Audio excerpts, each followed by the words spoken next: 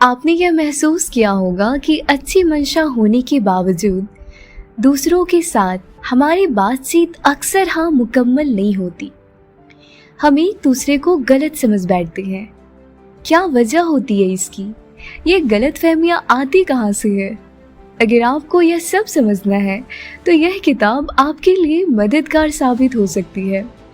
हैथिक नहात हान किताब की शुरुआत में ही यह मंत्र दे देते हैं कि हमें दूसरों को अच्छी तरह समझने के लिए ज़रूरी है कि पहले हम खुद को अच्छे से समझें और जानें।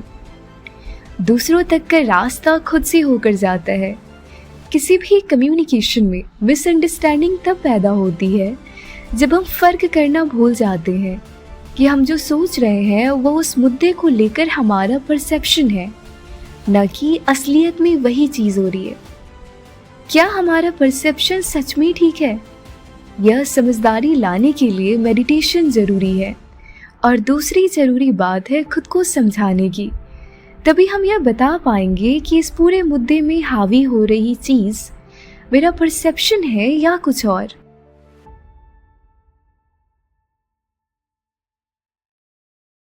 अब सवाल है खुद को कैसे सुने और समझे। थिस नहात हान लिखते हैं कि जैसे हम इस बात को लेकर सजग रहते हैं कि हमारे पेट के अंदर क्या जा रहा है, वैसे ही हमें अपने विचारों को लेकर भी सजग रहने की ज़रूरत है कि हम क्या सोच रहे हैं और क्या बोल रहे हैं। हमारे विचार थॉट्स हमारे खाने की तरह होते हैं। जैसा विचार आप खुद इनर सेल्फ के लिए रखेंगे, वैसे ही विचार हमें दूसरों के लिए भी आएंगे। यह पाने के लिए माइंडफुल रहना होगा।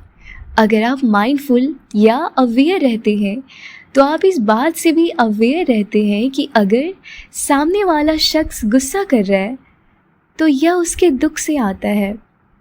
जैसे आप इस बात को अपने ख्याल में लाते हैं, आपका गुस्सा कम हो जाता है। यही मतलब है करुणा में होने का। और उस स्थिति में अगर आप उस शख्स से अच्छे से बात करते हैं तो न सिर्फ उसकी मदद होती है बल्कि आप भी अपने बारे में बहुत अच्छा फील करते हैं। अपने कम्युनिकेशन या स्पीच को नर्चर करने कैसे करें ये सब? थिस नहात हान 8 अहम बातें बताते हैं जो हम डे टू डे रूटीन में अप्लाई कर सकते हैं। पहला, हेलो कहे।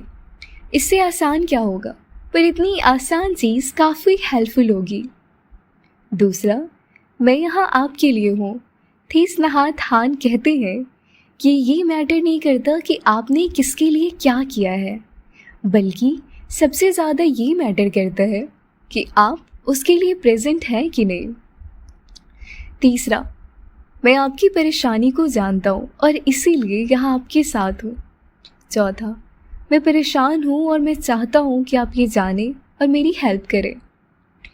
पांचवा, हम बहुत लकी हैं कि हम दोनों इस मोमेंट को एक साथ एंजॉय कर रहे हैं। छठा, जब दूसरा कोई आपकी बहुत तारीफ़ करे तो आपको कहना है कि आप बिल्कुल सही हैं। सातवां, हम जब परेशान होते हैं तो अक्सर हम गुस्सा रहते हैं।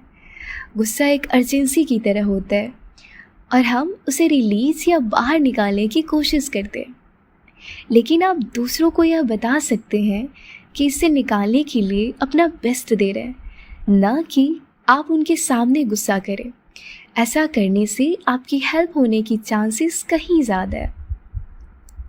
आठवां, एक प्यार भरे रिश्ते में तब मुश्किलें आने लगती है जब दूसरा इंसान आपकी परेशानी का सबब बन जाते हैं। ऐसे में हो सकता है कि आप सोचें कि दूसरा इंसान आपके पास पहले आए, पर ऐसा नहीं होगा।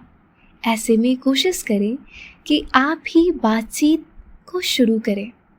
द आर्ट ऑफ कम्युनिकेशन को मास्टर करने के लिए आपको सिर्फ यह याद रखना है, आप और आपको सुनने वाले दोनों के अंदर बुद्ध है।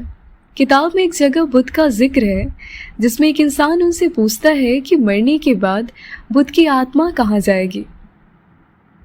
जवाब में बुद्ध कहते हैं वो मरने के बाद कहीं नहीं जाएगी। कुछ वक्त बाद यही सवाल बुद्ध से कहीं और किसी दूसरे व्यक्ति ने भी पूछा, जिसके जवाब में बुद्ध ने कुछ और कहा। बुद्ध के साथ रहने वाला व्यक्ति ने उससे पूछा कि आपने दो अलग अलग जवाब क्यों दिए। बुद्ध ने कहा, जैसे आप एक बच्चे से अलग तरह से बात करते हैं, वैसे ही आपको हर व्यक्ति के हिसाब से अलग अलग तरह से बात करनी चाहिए, क्योंकि बातचीत में बात से ज़्यादा अहम उस बात को दूसरे व्यक्ति तक पहुंचाना होता है। अपने सामने वाले इंसान की काबिलियत को ध्यान में रखना ही उसे बुद्ध की तरह समझना कहा गया है, और जब आप उसे बुद्ध समझेंगे तभी आप पूरी तवज्जो यानी कि डीप लिसनिंग के साथ उसकी बात सुनेंगे। बातचीत के दौरान उन्हें उनकी बातों के लिए कॉम्प्लीमेंट भी